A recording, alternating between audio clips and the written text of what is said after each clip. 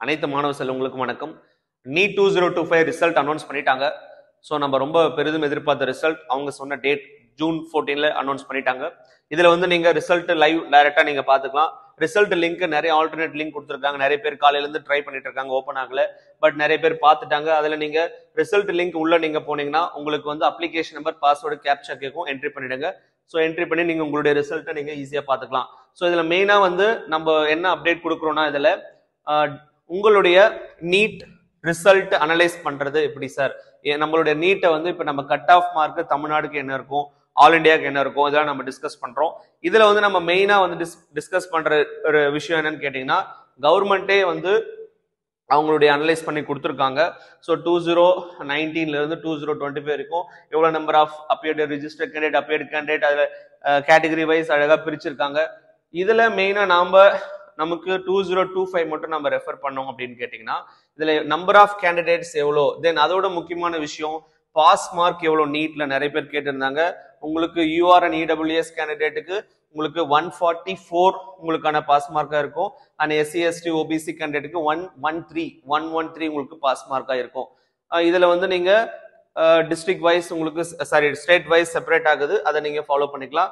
மெயினா நீங்க இதுல பார்க்க வேண்டிய விஷயம், அவங்களுடைய ரேங்க் கொடுத்துருக்காங்க, பர்சன்டைல் கொடுத்துருக்காங்க. நீங்க பாருங்க, மெயினா பார்க்க வேண்டிய விஷயம் என்னன்னு கேட்டா, ஓவரால் மார்க் எவ்வளவு எடுத்திருக்காங்க. இது ஒரு டேட்டா கொடுத்துருக்காங்க. கவர்மெண்ட் வந்து என்ன டேட்டா கொடுத்துருக்காங்கன்னா, மார்க் ரேஞ்ச் என்ன இருக்கு, இப்ப நம்பர் ஆஃப் கேண்டிடேட்ஸ் எவ்வளவு கொடுத்துருக்காங்க. அது மெயினா ஆல் இண்டியா கட் ஆஃப் குறைஞ்சிருக்குன்றது இதுக்கு ஒரு எக்ஸாம்பிள்.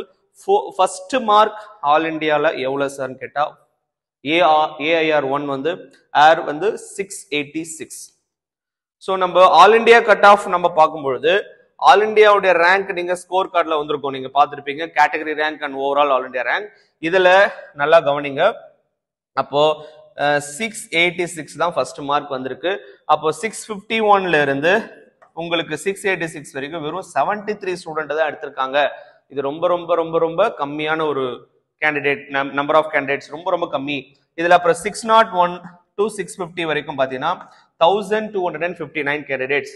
இந்த மாதிரி நீங்க அனலைஸ் பண்ணி பாருங்க. இதுல 551ல இருந்து 600 கேண்டிடேட் 10,000. அப்போ உங்களுக்கு 551ல இருந்து 600 குள்ள, 501ல இருந்து 550 குள்ள, அப்போ 39,000. பாருங்க, ஒவ்வொரு ரேஞ்ச் பாருங்க. அப்போ உங்களுடைய மார்க் ரேஞ்ச் கொடுத்துருக்காங்க. அதுக்கப்புறம் உங்களுடைய ரேங்க் அண்ட் மார்க் ஆப்டைன் கொடுத்துருக்காங்க. இது எப்படி சார் நம்ம பாக்குறது அப்படின்னு கேட்டா, இது எப்படி அனலைஸ் பண்றதுன்னா, இப்ப நல்லா கவனிங்க.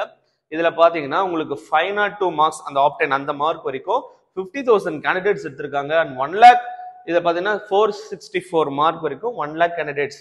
அப்ப பாருங்க, இந்த அனலைஸ் பண்ணி பாருங்க, ரொம்ப ரொம்ப ரொம்ப கம்மியா தான் ஸ்டூடெண்ட் மார்க் எடுத்திருக்காங்க. ஸோ இதனால நம்மளுக்கு கட் ஆஃப் கண்டிப்பா குறையும். ஆல் இண்டியா கட் ஆஃப் குறையும், Tamil Nadu cut off, state cut off குறையும். இதெல்லாம் நீங்க அனலைஸ் பண்ணிக்கலாம். நம்ம ரிசல்ட் வந்துருச்சு, நீங்க எல்லாம் பார்த்துட்டீங்க. ஓகே, அடுத்து என்ன சார் பண்ணலாம்? ஸோ கவுன்சிலிங் அப்ளை பண்ணுங்க. உங்களுடைய கவுன்சிலிங் ரேஞ்ச் என்னன்றது பாருங்க. உங்களுடைய மார்க் நீங்க எக்ஸ்பெக்ட் பண்ண மார்க் வரலனாலும் நோ இஷ்யூஸ், கவுன்சிலிங் அப்ளை பண்ணுங்க.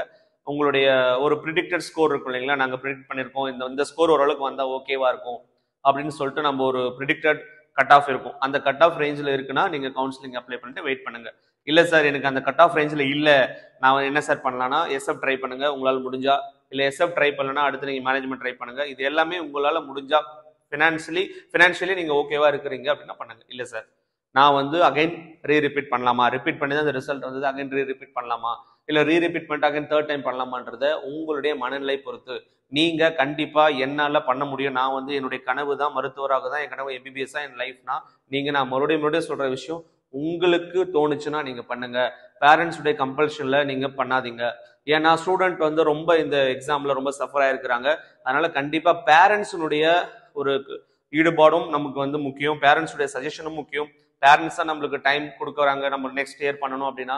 அப்போ நாங்க ஜென்ரலா சொல்ற விஷயம், உங்களுக்கு உண்மையாகவே டெஃபினட்டாவே எனக்கு வந்து இதுதான் கனவு சார், நான் இந்த முறை ஒரு எட்ஜில் வந்துட்டேன், நெக்ஸ்ட் டைம் கண்டிப்பா அடிச்சிருவேன் சார் அப்படின்னா தாராளமா நீங்க அகைன் ரீரிப்பீட் பண்ணுங்க.